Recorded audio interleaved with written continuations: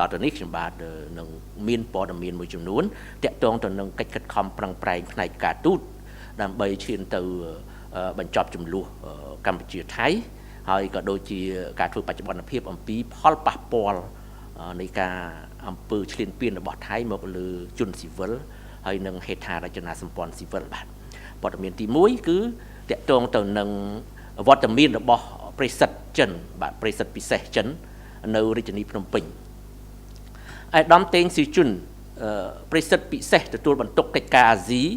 នៃក្រសួងការបរទេសនៃសាធារណរដ្ឋប្រជាមានិតចិនកំពុងតែស្ថិតនៅរាជធានីភ្នំពេញដើម្បីពិភាក្សាអំពីកិច្ចខិតខំប្រឹងប្រែងក្នុងការបន្ធូរបន្ថយកម្ដៅនិងបញ្ចប់ចំនួនប្រដាប់អាវុធរវាងកម្ពុជានិងថៃក្នុងអំឡុងពេលទស្សនកិច្ចនេះអាដាមតេងស៊ីជុនបានចូលរួមជួបសម្ដែងការគួសមជាមួយនឹងសម្ដេចមហាបវរធិបតីហ៊ុនម៉ាណែតនាយករដ្ឋមន្ត្រីនៃប្រជាណាចក្រកម្ពុជានៅព្រឹកថ្ងៃទី19ខែធ្នូឆ្នាំ2025ហើយនឹងក៏បានជួបពិភាក្សាយ៉ាងទូលំទូលាយជាមួយនឹងឯកឧត្តមឧបនាយករដ្ឋមន្ត្រីប្រាក់សុខុនរដ្ឋមន្ត្រីក្រសួងការបរទេសនិងសហប្រតិបត្តិការអន្តរជាតិឯកឧត្តមឧបនាយករដ្ឋមន្ត្រីទាសីហារដ្ឋមន្ត្រីក្រសួងការពារជាតិហើយនឹងឯកឧត្តមនាយឧត្តមសេនីយ៍ម៉ៅសុផាន់អគ្គមេបញ្ជាការរងនៃកងយុទ្ធពលខេមរៈភូមិន្ទនិងជាមេបញ្ជាការកងទ័ពជើងគោកក្នុងអំឡុងពេលនៃជំនួបទាំងនោះភាគីទាំងពីរបានគូសបញ្ជាក់អំពីភាពចាំបាច់តម្រូវឲ្យមានការឈប់បាញ់ជាបន្ទាន់ដោយឥតបង្អែបង្អង់និងបានសង្កត់ធ្ងន់ថាការសន្ទនាដោយសន្តិវិធីនៅតែជាមាគ៌ាតែមួយគត់ដែលអាចឈានទៅសម្រេចបាននៅដំណោះស្រាយនៃទំនាស់សម្ដេចធិបតីហ៊ុនម៉ាណែតនាយករដ្ឋមន្ត្រីបានសង្កត់ធ្ងន់ទៅលើសារៈសំខាន់នៃការគោរពនិងអនុវត្តយ៉ាងពេញលេញនៅក្របខ័ណ្ឌទ្វេភាគីនិងយន្តការដែលបានព្រមព្រៀងគ្នាដែលនៅតែជាឧបករណ៍ដ៏សំខាន់សម្រាប់ដោះស្រាយទំនាស់ហើយនឹងសម្រេចបាននៅដំណោះស្រាយយុត្តិធម៌យូរអង្វែងប្រកបដោយចីរភាពនិងសន្តិភាពស្របតាមច្បាប់អន្តរជាតិ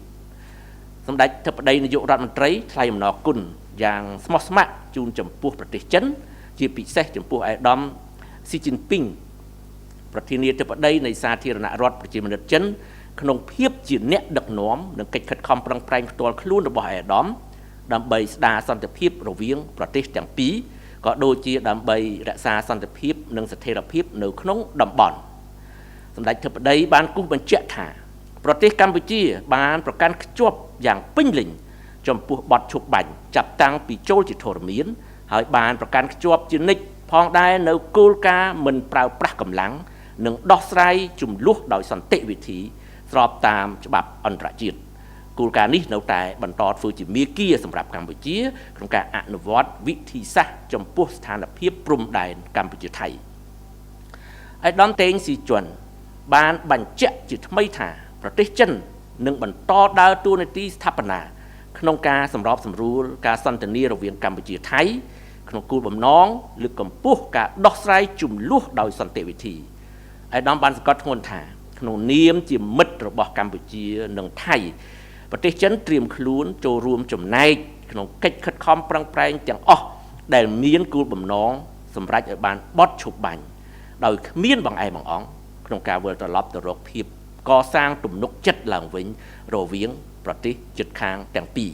សម្ដេចធិបតីនាយករដ្ឋមន្ត្រីក៏បានវិតម្លៃខ្ពស់ចំពោះកិច្ចខិតខំប្រឹងប្រែងរបស់ប្រទេសចិនក្នុងការជួយបញ្ចប់ចំនួននិងស្ដារសន្តិភាពឡើងវិញដែលអាចអនុញ្ញាតឲ្យប្រជាជននៃប្រទេសទាំងពីររួមរស់ជាមួយគ្នាក្នុងសន្តិភាពស្ថិរភាពភាពជាអ្នកជិតខាងល្អនិងវិបុលភាពសម្ដេចធិបតីបានថ្លែងអំណរគុណដល់ប្រទេសចិន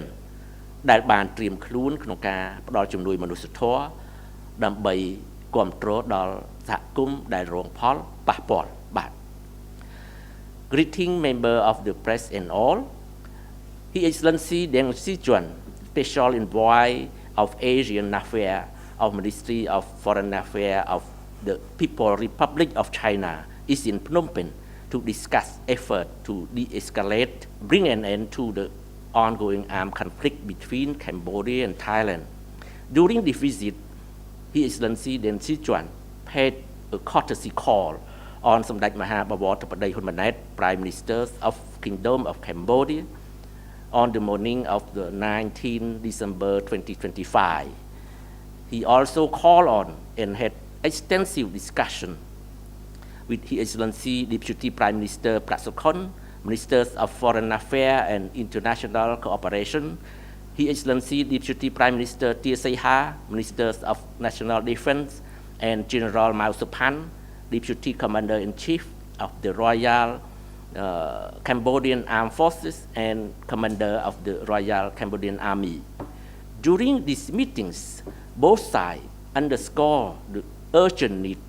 for immediate ceasefire and emphasize that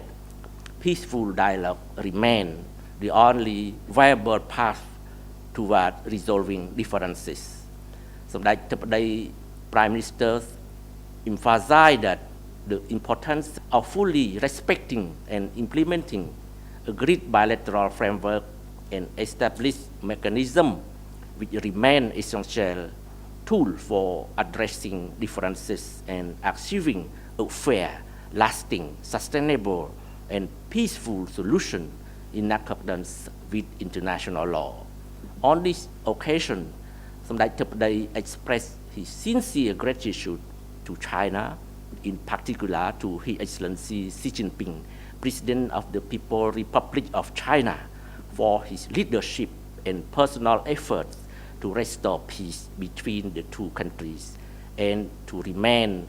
regional peace and stability. He underscored that Cambodia firmly adheres to the ceasefire since its entry into force and has consistently upheld to the principle of non-use of force and the peaceful settlement of dispute in accordance with the international law. This principle will continue to guide Cambodia's approach to the border situation between Cambodia and Thailand. His Excellency Deng Xijun reaffirmed that China will continue to play a constructive role in facilitating dialogue between Cambodia and Thailand, and with a view of promoting the peaceful settlement of the disputes. He emphasized that China, as a friend of both Cambodia and Thailand, stand ready to contribute to all efforts aimed at realizing an immediate ceasefire and returning to rebuilding trust between the two neighboring countries. សម្ដេចធិបតី Hun Manet expressed his appreciation for China's effort to help end the conflict and restore peace, enabling the people of both countries to live side by side in peace, stability, good neighborliness, and shared prosperity. He also thanked China for commitment of providing humanitarian assistance to support affected communities. Thank you. ខ្ញុំនឹងមានព័ត៌មានមួយទៀតសម្រាប់ចែកជូនបងប្អូនយើងបាទអំពីផលប៉ះពាល់នៃសង្គ្រាមឈ្លានពានរបស់ថៃទៅលើជនស៊ីវិលហើយនឹងទៅលើហេដ្ឋារចនាសម្ព័ន្ធស៊ីវិលនៅក្នុងប្រទេសកម្ពុជា គិតមកទល់នឹងថ្ងៃទី20ខែធ្នូឆ្នាំ2025នេះគឺមានរយៈពេល14ថ្ងៃហើយដែលកងទ័ពថៃបានបើកការវាយប្រហារឈ្លានពានយ៉ាងកម្រោលមកលើអធិបតេយ្យភាពបូរណភាពទឹកដីកម្ពុជាកងទ័ពថៃឈ្លានពានបានទម្លាក់គ្រាប់បែកទៅលើទីតាំងស៊ីវិលដោយមិនរើសមុខនិងមិនរើសទីកន្លែងដែលធ្វើឲ្យជនស៊ីវិលស្លូតត្រង់កម្ពុជារងគ្រោះជាច្រើននិងបន្តកើនឡើងជាលំដាប់ខណៈដែលហេដ្ឋារចនាសម្ព័ន្ធស៊ីវិលក៏រងការបំផ្លិចបំផ្លាញជារៀងរាល់ថ្ងៃជាក់ស្ដែងរហូតមកទល់នឹងពេលនេះមានជនស៊ីវិលស្លូតត្រង់ខ្មែរស្លាប់ចំនួន18នាក់និងរងរបួស79នាក់ក្នុងនោះមានស្ត្រីមានកុមារនិងមានមនុស្សចាស់ជរាចំណែកឯពលរដ្ឋភៀសសឹកដែលចេញពីផ្ទះសម្បែងបានកើនឡើងដល់ជាង50,000នាក់ហើយហេដ្ឋារចនាសម្ព័ន្ធស៊ីវិលជាច្រើនដូចជាផ្ទះសម្បែងផ្លូវស្ពានសាលារៀនមន្ទីរពេទ្យអគារអាជីវកម្មឯកជនវត្តអារាម រហូតទៅដល់ប្រាសាទបុរាណដែលជាសម្បត្តិបេតិកភណ្ឌដ៏មានតម្លៃរបស់មនុស្សជាតិក៏បានរងការបំផ្លិចបំផ្លាញរៀងរាល់ថ្ងៃដោយការទម្លាក់គ្រាប់បែករបស់កងទ័ពឈ្លានពានថៃការប្រើប្រាស់អាវុធធនធ្ងន់គ្រប់ប្រភេទដែលមានសមត្ថភាពបំផ្លាញខ្ពស់មានយន្តហោះទម្លាក់គ្រាប់បែក F-16 នាវាចម្បាំងកាំភ្លើងផ្លោងគ្រាប់បែកចង្កោម drone គ្រប់ប្រភេទនិងការបាញ់ផ្សែងពុលមកលើកងទ័ពនិងជនស៊ីវិលកម្ពុជាបានកើតឡើងស្ទើរតែរៀងរាល់ថ្ងៃដោយគ្មានលុះឡើយសកម្មភាពព្រៃផ្សៃនិងអមនុស្សធម៌នេះវាគឺជាអំពើផ្កើននិងចំអកឡក់លើយចំពោះសហគមន៍អន្តរជាតិមានដូចជាសហរដ្ឋអាមេរិកចិនសហភាពអឺរ៉ុបប្រធានបដូវវេនអាស៊ានហើយនិងបណ្ដាប្រទេសផ្សេងទៀតដែលបានអំពាវនាវឲ្យបញ្ឈប់ការផ្ទុះអាវុធហើយងាកមកកិច្ចគោរពកិច្ចព្រមព្រៀងឈប់បាញ់និងសេចក្តីថ្លែងការណ៍រួម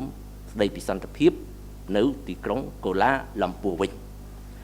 អ្នកនាំពាក្យរាជរដ្ឋាភិបាលកម្ពុជាសូមប្រកាសកោតទោសយ៉ាងខ្លាំងក្លាបំផុតចំពោះការវាយប្រហារ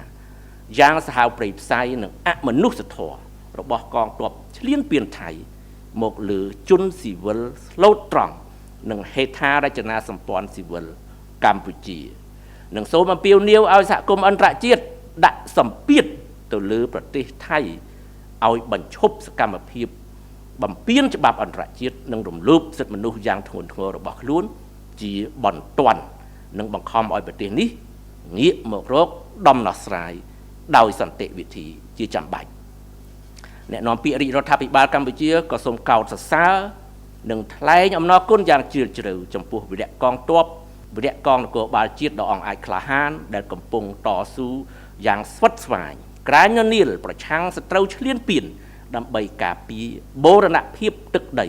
ក្នុងដែនអធិបតេយ្យភាពស្របច្បាប់របស់កម្ពុជានិងក៏សូមថ្លែងអំណរគុណយ៉ាងជ្រាលជ្រៅចំពោះបងប្អូនជនរួមជាតិទាំងក្នុងនិងក្រៅប្រទេសដែលបានស្រាក់ដៃគ្នាជាកម្លាំងមហាសាមគ្គីជាតិខ្មែរបង្កើតបានជាខឿនការពារជាតិរបស់ប្រជាជនយ៉ាងរឹងមាំនៅពីក្រោយរាជរដ្ឋាភិបាល